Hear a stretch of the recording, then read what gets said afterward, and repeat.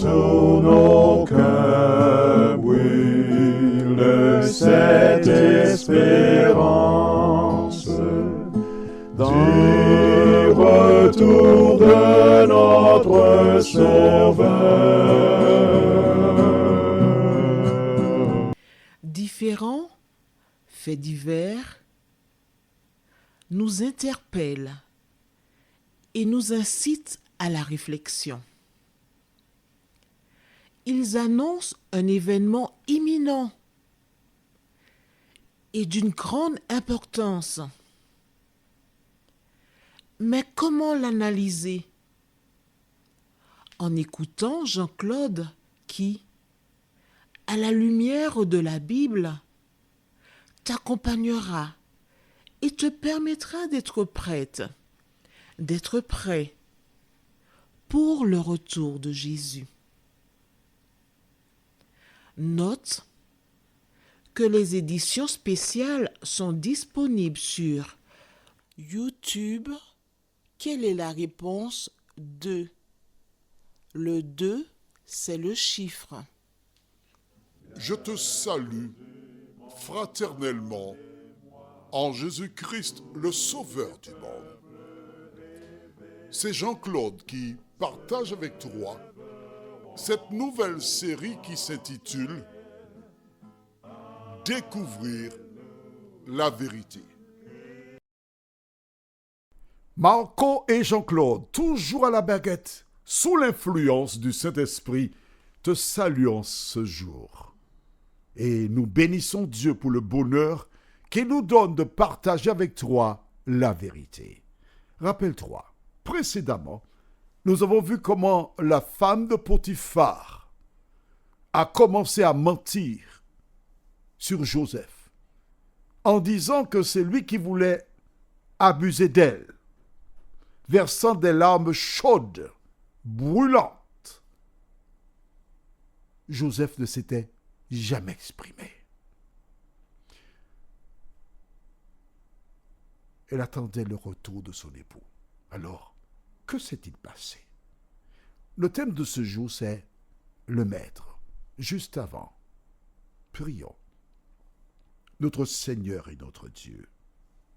Oh, qu'est-ce que c'est agréable de lire, d'étudier, mais surtout de pratiquer la parole.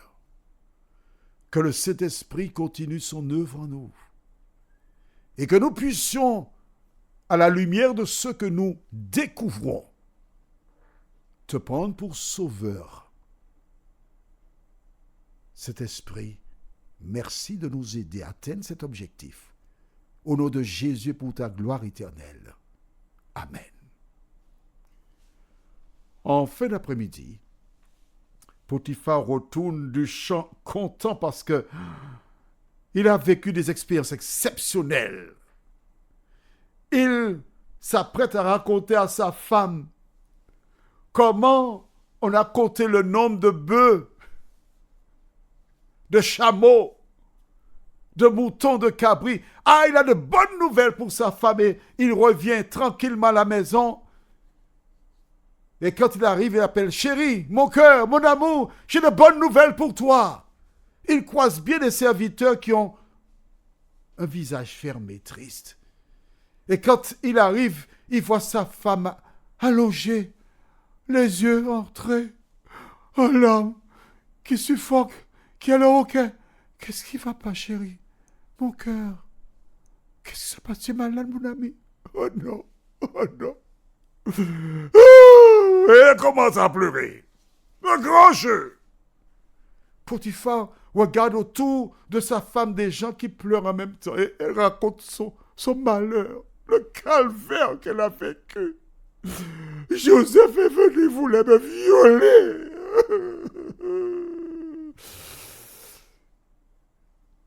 Et que se passe-t-il? Lisons, si tu veux bien, dans Genèse 39 toujours.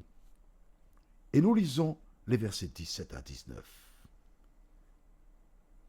Alors elle lui parlait ici. L'esclave hébreu que tu nous as amené est venu vers moi pour se jouer de moi. Et comme j'ai élevé la voix et que j'ai crié, il a laissé son vêtement à côté de moi et s'est enfui dehors. Après avoir entendu les paroles de sa femme qui lui disait « Voilà ce que m'a fait ton esclave », le maître de Joseph fut enflammé de colère. Aux Antilles, nous avons une expression qui illustre de fort belle manière la fin. Il fut enflammé de colère. Nous disons, le maître de Joseph fut enragé. Lorsqu'on dit enragé, cela veut dire que on est insatiable. On peut faire n'importe quoi. Mais regarde bien avec moi le texte que nous lisons. Verset 17.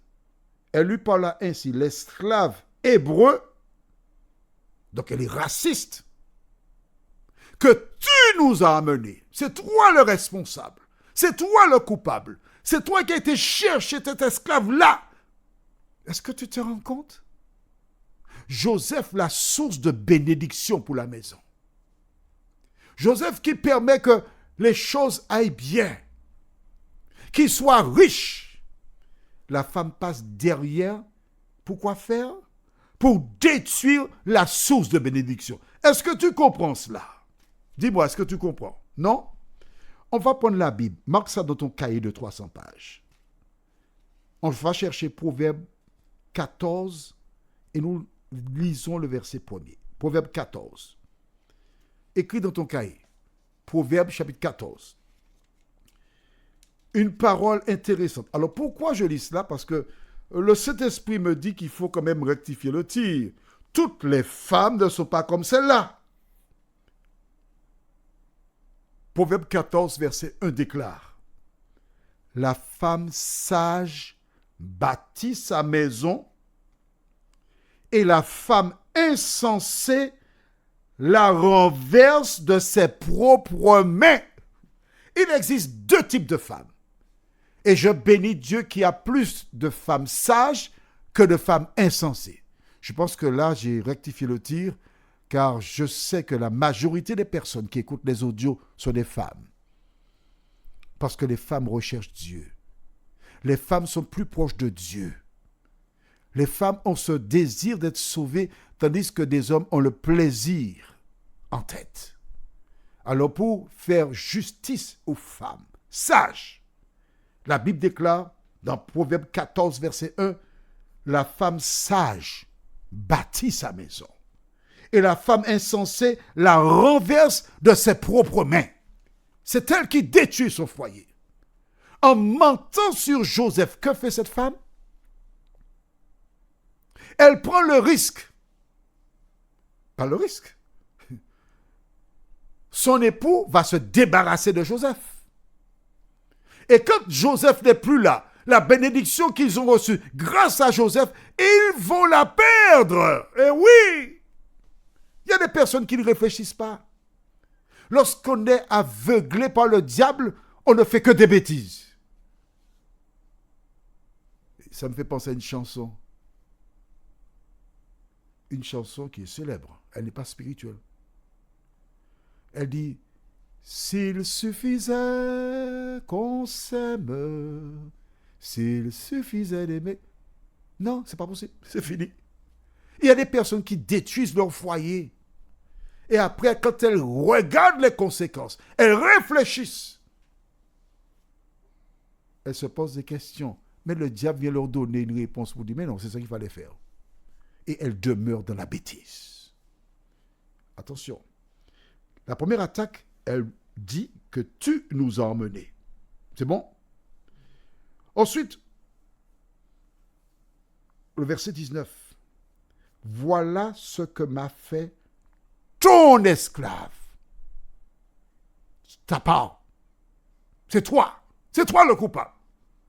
Un homme qui fait marcher la maison. Un homme qui a un certain statut et qui a permis que notre maison soit bien placée, qu'on soit au haut de l'affiche. Voici la femme qui vient et qui accuse l'homme, qui n'a rien fait. Il a veillé sur la progression, la prospérité, elle vient le rendre responsable. Femme insensée. Que peut faire Potiphar? Parce que la Bible dit qu'il est entré dans une colère rouge.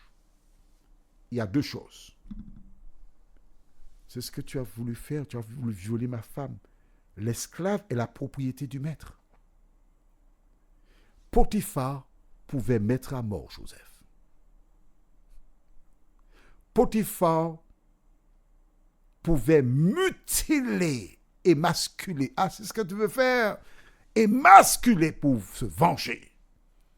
Potiphar pouvait le vendre à un esclavagiste qui a des travaux forcés pour se venger.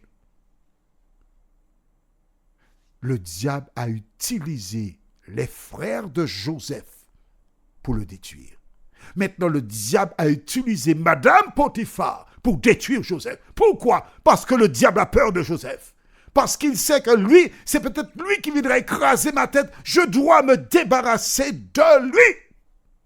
Quand des gens te cherchent des soucis, c'est parce que tu représentes un danger.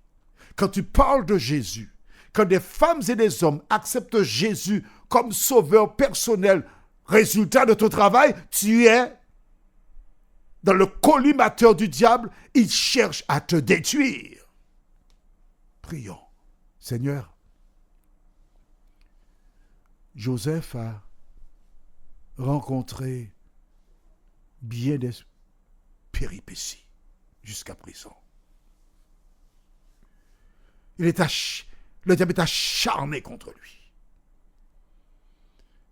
Mais Joseph sait une chose, c'est que près de Jésus, je trouve un surasile, le rocher des siècles. Celui qui me protège se tient près de moi. Seigneur, aide-nous à la lumière de la parole, à te demeurer fidèle jusqu'à la mort, nous t'en prions. Au nom de Jésus, pour ta gloire éternelle. Amen.